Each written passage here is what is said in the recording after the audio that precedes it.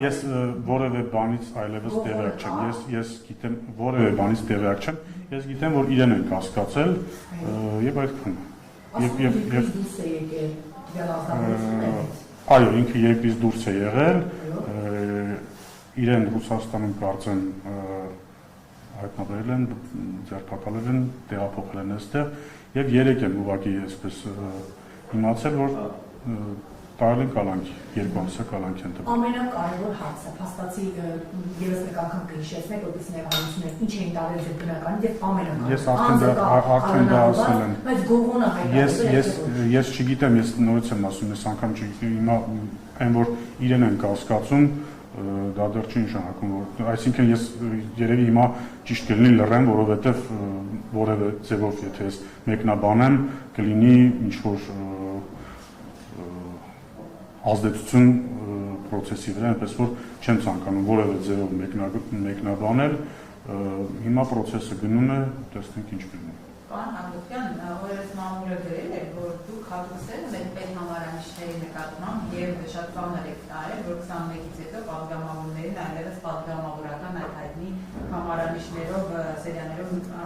չկա, այլևս չի տրամադրվում եւ ասում եմ վերջերս դուք ձեր երթանկարժեք մեքենայի այնպիսի համարանիշներ էր, որի տարերը ձեր անուն ազգանվանը համապատասխան։ Դուք կարող եք նայել իմ հայտարարագիրը, տեսնել ինչ մեքենա է իմ մեքենան, ինչ պետհամարանիշներ են վրան։ Դուք բացեք իմ հայտարարագիրը, այնտեղ գրված է, հիմա գրված է 101 հայտարարագրում, խնդրում եմ, սխալվում եք, դուք նայեք, բացեք հայտարարագիրը, նայեք ինչ մեքենա ունեմ ես, իմ սեփական մեքենան։ Իսկ սա ձեր մեքենա չի, ես ունեմ Volvo Magnus-ի մեքենա, իմ սեփականը, ինչի որի համարները բացեք ինքներդ նայեք։ Դե ասում եմ, ես ասում եմ հաստատում եք։ 101-04 մեքենան, դա եթե այդ լրատվամիջոցը, որ դա գրել էր կամ չգիտեմ լրատվամիջոցներ գրել թե ոչ, դա չի կարող լինել սեփական մեքենա։ 101-04 համարները եւ ընդհանրապես երբ որ երկնիշ թիվը վերջում է համարների, դա սեփական մեքենա չի համարվում։ Այնպես որ ասել, որ դա իմ մեքենայի համարներն են, արդեն դա սուտ է։ Հիմա ինչպես է ձեր մեքենայի համարները։ Դե բացեք,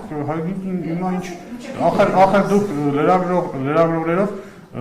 այ հիմա գրել են, չէ, որ դա իմ պետհամարիչներն են, չէ, բայց էլեմենտար բան, քուչուչ բան չեմ առաջացնում, էլեմենտար բան գոյություն ունի 101-04 համարները չեն կարող լինել սեփական մեքենայի վրա։ Հիմա ասեք ձեր սեփական մեքենայի վրա ինչ համարներ, որ այս խառնաշփոթը Ես անկեղծ 37-409 37 իմ բացեք հայտարարագիրը, նայեք ինչ մեքենա է իմ մեքենան եւ դրա վրա ինչ համարներ են դրված։ Դա սեփական մեքենայի համարներն են, երբ որ երկնիշ թիվը դիմացում է, հետո եռանիշ թիվ։ Իսկ երբ որ եռանիշ թիվը դիմացում է երկնիշ թիվը վերջում, դա սեփական մեքենայի համարներ չեն։ Պարոն Հակոբյան, դուք ինչպես կմեկնաբանեք ազգային ժողովի նախագահ Արեն Սիմոնյանի պահված 3 ազգային ժողովի հարևանությամբ։ Ես նախքան ազգային ժողովի նախագահի պահվածքը մեկնաբանելը պետք է մեկնաբանեմ այն անձնավորության պահվածքը, որը խուլիգանական ես կմեկնաբանեմ եւ կորակեմ խուլիգանություն իր պահվածքը, երբ որ մարդը իրեն թույլ է տալիս Հայաստանի Հանրապետության ազգային ժողովի նախագահի հետ խոսել արայով։ Դա առնվազն խուլիգանություն է, դա երբևէ որևէ մեկը թող չհամարի խոսքի ազատություն, որովհետև խոսքի ազատությունը պետք չէ շփոթել խուլիգանության հետ։ Եվ եթե իրենց կարծում են, որ օրինակ իրենք ապրում են այնպիսի մի երկրում, որ իրենք կարող են ազգային ժողովի նախագահի Բարսացիչյան պաշտոնյաների հետ խոսելիս օգտագործեն արաեզրույթը եւ մնան անպատասխան, առնվազն սխալվում են։ Իհարկե հիմա դրանց համար իրենց ծնոտին չեն ստանում, իհարկե դրան հիմա այդպիսի արարքի համար, արայով խոսելու համար զուգարանում ախրանիկները ծեծելով չեն սպանում, բայց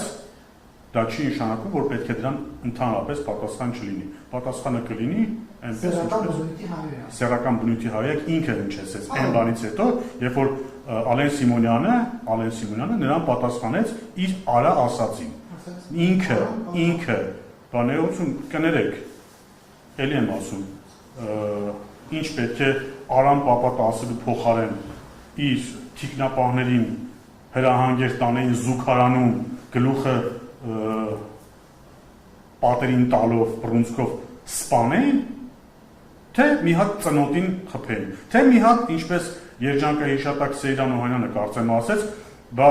Արամ Մանուկյան, Սերժ Սարգսյանին հայում ես, մի հատ, ինչպես? Սեյրան Սարյանի, ներողություն, Սեյրան Սարյանը, որ ազգային ժողովի անձնից ասում էր, որ բա Արամ Մանուկյան, ուզում ես Սերժ Սարգսյանին հայում ես մի հատ ապտակել չուտես, թե պետք է այդպես գործել Ալեն Սիմոնյանը, որ այսօր էլ ասեր, բա ուզում այն հետ արայով խոսա մի հատ ծնոտին էլ չուտի։ Ոչ։ Պետք է իրավապահներին ընդհանրապես դիմել, ոչ։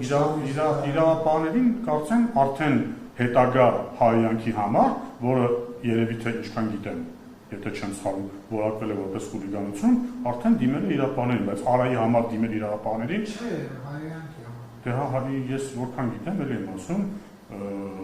իրավապահներին դիմել են արդեն հայյանքի համար, որը երևի խուլիգանություն է, բայց Արայի համար ասել Արա ազգային ժողովի նախագահին եւ մնալ անպատասխան։ Շատ լավ, պարոն Հակոբյան, կներեք, ֆիքսեցին, որ եկել են, ինչպես քպականներն են ասում, սադրել են, վիրավորել են ազգային ժողովի նախագահին, սեռական բնույթի հայյանք են հնչեցրել եւ դրա համար պետք է այդ անձը օրինակ պատասխան տա, շատ լավ։ Ինչի համար պատասխան տա։ Իր պահվածքի։ Հայյանքի եւ խուլիգանության համար։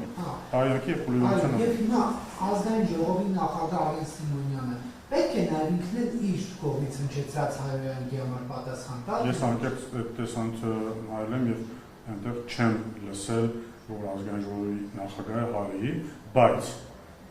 ազգային ժողովի նախագահը մի քանի անգամ իր տարբեր իրավիճակներում հայտնված պահվածքի համար ներողություն խնդրել։ Այնպես որ եթե ուրեմն այնպիսի բան չի արել, որի համար ներողություն խնդրի։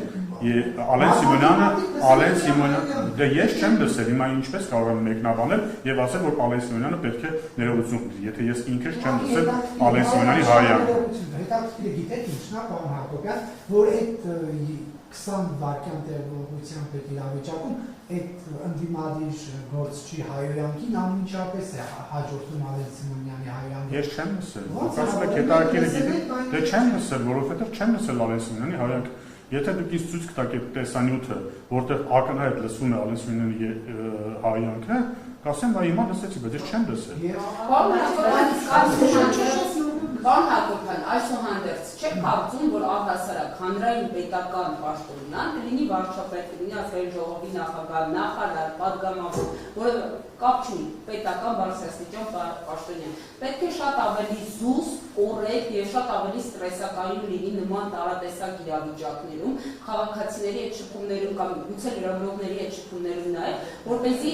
նաեւ հաշվի առնելով, որ ցանկացած տեսակի քննադատություն, խոսք, վիրավորանք կարող են հնչեցնել պետական պաշտոնյաների հասցեն, բայց դա չի նշանակում, որ ինքը եւս օրինակ պետք է նման ձևով արձագանքի, ինչ որ մեղադրանքի, քննադատության, վիրավորանքի եւ այլն։ Այսինքն ընդհանուր առմամբ պետական պաշտոնյայի հանրային պահվածքը նորմալ է մեր երկրում։